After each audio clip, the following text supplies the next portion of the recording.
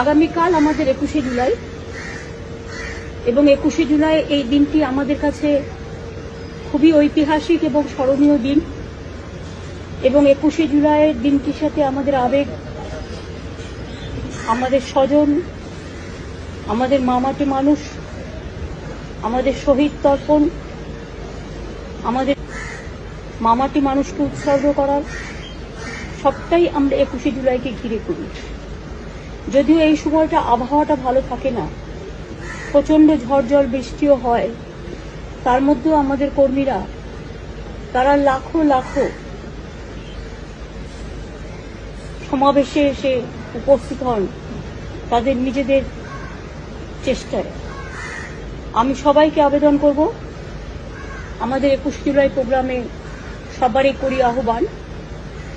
সব মানুষকে আবেদন করব যারা পারবেন তারা আসুন, ফিজিক্যালি প্রেজেন্ট হয়ে উইটনেস হন, যারা পারবেন না তারা টিভিতে দেখুন বা নানা রকম আমাদের ভিডিও ফেসবুক লাইভ হবে তাতে দেখুন, যারা বাইরেও আছে।